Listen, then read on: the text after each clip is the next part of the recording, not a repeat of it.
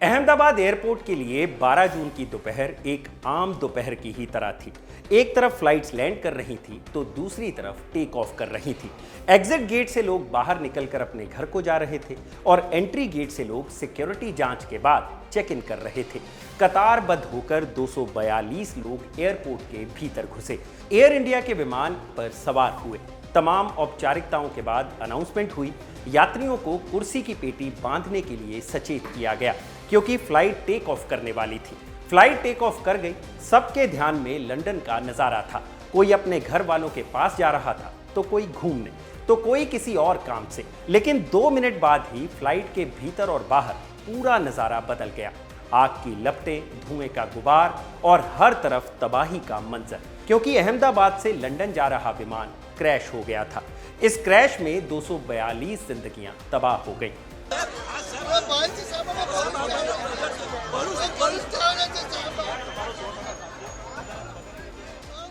Air India के इस plane में गुजरात के पूर्व मुख्यमंत्री और वरिष्ठ बीजेपी नेता विजय रूपाणी भी सवार थे।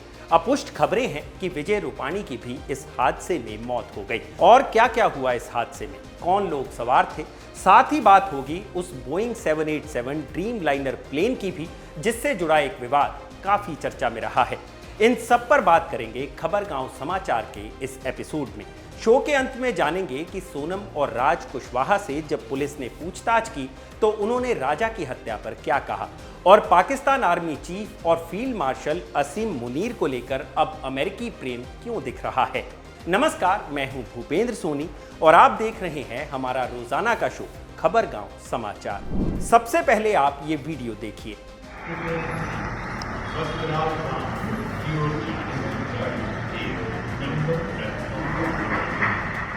ये अहमदाबाद में हुए प्लेन क्रैश का वीडियो है, जिसमें साफ दिख रहा है कि विमान कैसे उड़ान भरने के ठीक बाद नीचे गिरता गया। अंत में जमीन पर प्लेन गिरा और एक विस्फोट हुआ। सिलसिलेवार ढंग से इस हादसे के बारे में जानते हैं। AI-171 ने अहमदाबाद के सरदार वल्लभ भाई पटेल इंटरनेशनल एयरपोर्ट के रनवे नंबर 23 से 1:39 पर उड़ान भरी। यह लंदन के गेटविक एयरपोर्ट जा रहा था। उड़ान भरने के महज 2 मिनट बाद पायलट ने एयर ट्रैफिक कंट्रोल यानी ATC को मेडे कॉल किया। मेडे शब्द का इस्तेमाल दुनिया भर के पायलट्स कोई हादसा होने पर करते हैं, मगर जब ATC ने AI-171 के मेडे कॉल पर रिस्पॉन्ड किया, पायलट की तरफ से कोई जवाब नहीं आया। ये विमान एयरपोर्ट से कुछ ही दूरी पर क्रैश हो गया और आग की लपटों में घिर गया। जलते विमान से बेहिसाब धुआं निकलता भी देखा गया। ये एयरक्राफ्ट बोइंग 787 ड्रीम लाइनर था। ये पहली बार है जब कोई बोइंग 787 क्रैश होकर ऐसे हादसे का शिकार हुआ है, मगर बोइंग 787 को लेकर विवाद भी कम नहीं है, जिन पर हम इस वीडियो में आगे बात करेंगे। Directorate General of Civil Aviation यानी DGCA के अनुसार इस प्लेन में कुल 242 लोग सवार थे, जिसमें से 10 कैबिन क्रू और 2 पायलट थे। ये प्लेन कैप्टन सुमीत सबरवाल और फर्स्ट ऑफिसर क्लाइव कुंदर की कमांड में था। कैप्टन सुमीत सबरवाल के पास 8,200 घंटे का उड़ान का अनुभव था और को पायलट क्लाइव कुंदर के पास 1100 घंटे का। जिस जगह पर प्लेन गिरा वहां भी बड़ी संख्या में लोगों की मौजूदगी की बात कही जा रही है। ये मेडिकल कॉलेज के हॉस्टल की बिल्डिंग थी, जहां बड़ी संख्या में छात्र मौजूद थे। हादसे के बाद पूरी बिल्डिंग खंडहर में तब्दील हो गई है।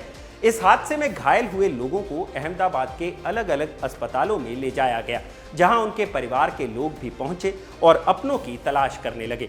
डॉक्टर्स के अनुसार कई लाशें ऐसी हालत में आ रही थी कि उनको पहचान पाना भी मुश्किल था। हादसे की जानकारी देते हुए एयर इंडिया ने पैसेंजर हॉटलाइन नंबर भी जारी किया है। ये नंबर है 1800569144। हादसे की जानकारी मिलते ही PM मोदी, गृह मंत्री अमित शाह और उड्डयन मंत्री राम मोहन नायडू अहमदाबाद पहुंचे थे। PM मोदी, अमित शाह, नेता प्रतिपक्ष राहुल गांधी, सोनिया गांधी समेत देश विदेश के तमाम नेताओं ने इस हादसे पर दुख जताया है। यूनाइटेड किंगडम के प्रधानमंत्री कीर स्टामर ने भी कहा है कि जैसे जैसे हालात की जानकारी मिल रही है, मैं उस पर नजर बनाए हुए हूं। इस मुश्किल समय में मेरी संवेदनाएं सभी यात्रियों और उनके परिवारों के साथ है। इस हादसे में गुजरात के पूर्व सीएम विजय रूपाणी का भी निधन हो गया, जो अहमदाबाद से लंदन अपनी बेटी से मिलने जा रहे थे। खबरों के अनुसार विमान जिस बिल्डिंग पर गिरा वो बीजे मेडिकल कॉलेज का हॉस्टल अतुल्यम था। प्लेन के गिरने की वजह से पूरा हॉस्टल भी तबाह हो गया है। इंडियन एक्सप्रेस की खबर के मुताबिक इस हॉस्टल के 94 फ्लैट्स में 200 डॉक्टर्स रहते थे, जिनमें से कई लोगों के मारे जाने की आशंका है।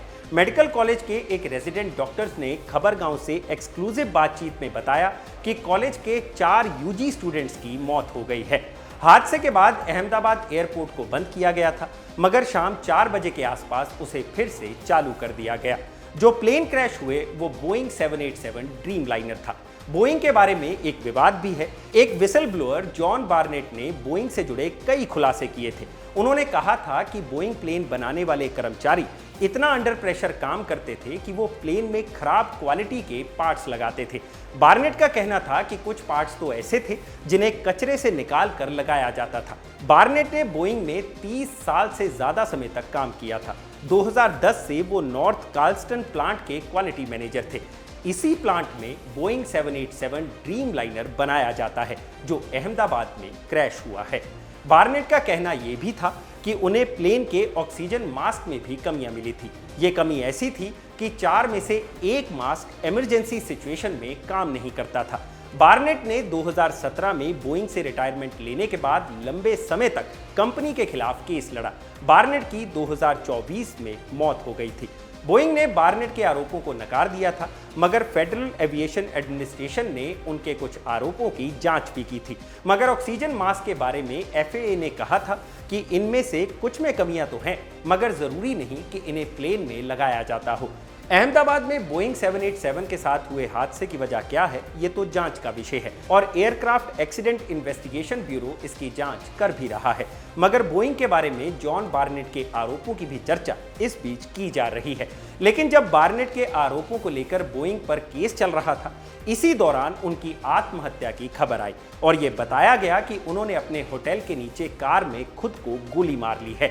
साथ ही उनका एक सुसाइड नोट भी उनकी लाश के पास मिला था। हालांकि उनकी आत्महत्या पर बार्नेट के वकीलों ने शक जताया था, लेकिन पुलिस ने उनकी हत्या को आत्महत्या बताकर केस की तफ्तीश बंद कर दी थी। अहमदाबाद प्लेन क्रैश से जुड़ी जो खबर इस एपिसोड के लिखे जाने तक आई थी, हमने आपको बता दी। लगातार अपडेट्स आ रहे हैं जो अलग अलग वीडियोस के जरिए खबरगांव आप तक पहुंचाता रहेगा। अब बढ़ते हैं अगली खबर की ओर, जो है राजा रघुवंशी हत्याकांड के बारे में। हनीमून पर गए राजा रघुवंशी की हत्या के मामले में हमने आपको कल बताया था कि सोनम रघुवंशी और अन्य 4 आरोपियों को शिलोंग की अदालत ने 8 दिन की पुलिस कस्टडी में भेज दिया है। खबरों के अनुसार जब सोनम और राज कुशवाहा से पुलिस ने पूछताछ की तो दोनों ने एक दूसरे पर राजा की हत्या के आरोप लगा दिए और इस बात से इनकार करने लगे कि राजा की हत्या की साजिश में वो शामिल थे। इंडियन एक्सप्रेस ने यह भी बताया है कि बाकी आरोपियों से पूछताछ में पता चला है कि आरोपियों में से एक विशाल ने राजा के सर पर हमला करने के बाद उसकी डेड बॉडी को खाई में फेंक दिया था।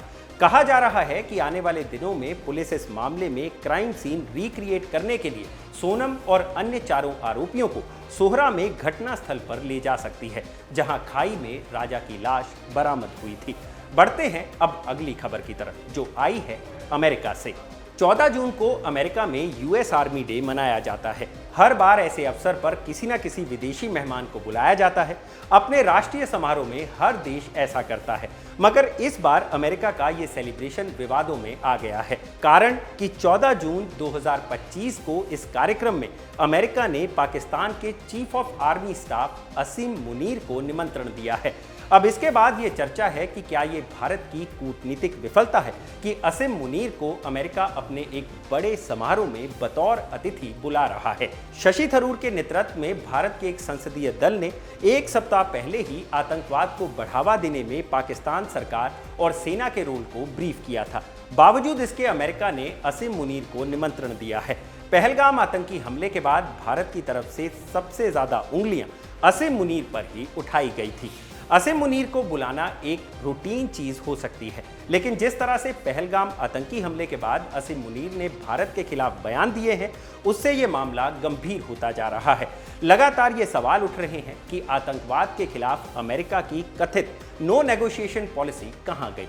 पाकिस्तान यूएन द्वारा आतंकी घोषित किए गए कई आतंकी और आतंकी संगठनों का गढ़ है और ये सब बिना पाकिस्तानी आर्मी के सहयोग से संभव नहीं है।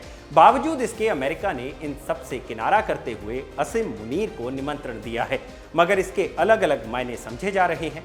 भारत के विपक्षी नेता सरकार की आलोचना भी कर रहे हैं। कांग्रेस नेता जयराम रमेश ने इसे भारत के लिए एक बड़ा डिप्लोमेटिक सेटबैक बताया है। जयराम रमेश ने कहा है कि असीम मुनीर, जिनके बयानों और पहलगाम आतंकी हमलों का आपस में सीधा संबंध है, उन्हें यूएस आर्मी डे के लिए विशेष निमंत्रण मिलता है। अमेरिका क्या करने की कोशिश कर रहा है? ये चुनौतियां हैं। हमें एक सामूहिक प्रतिक्रिया और सामूहिक इच्छा शक्ति की जरूरत है। ये कैसे होगा? ये केवल सर्वदलीय बैठकों के माध्यम से होगा। ये केवल संसद सत्रों के माध्यम से होगा। मेरा मतलब है कि प्रधानमंत्री को राजनीति खेलना बंद करना चाहिए, गवर्नेंस शुरू करना चाहिए और विपक्षी दलों को विश्वास में लेना चाहिए, व्यक्तियों को नहीं। हमारे सिस्टम का आधार राजनीतिक दल है, व्यक्ति नहीं। राजनीतिक दलों और उनके नेताओं को विश्वास मिले। हालांकि इसका सबसे बड़ा कारण ये बताया जा रहा है कि अमेरिका पाकिस्तान के साथ अपना व्यापार और मजबूत करना चाहता है। अमेरिका पाकिस्तान को India middle east Europe economic corridor यानी IMEC जैसी पहलों में शामिल करना चाहता है, जो उसकी आर्थिक साझेदारियों में विविधता ला सकता है और चीन के बेल्ट एंड रोड इनिशिएटिव यानी BRI, विशेष रूप से CPEC, China Pakistan economic corridor पर उसकी निर्भरता को कम कर सकता है। भारत सरकार या विदेश मंत्रालय की तरफ से अभी तक इस मामले पर कोई टिप्पणी या प्रतिक्रिया नहीं आई है। आज के खबरगांव समाचार में बस इतना ही। अहमदाबाद प्लेन क्रैश से जुड़ी सभी खबरें और बाकी तमाम खबरों के लिए देखते रहिए खबरगांव। शुक्रिया।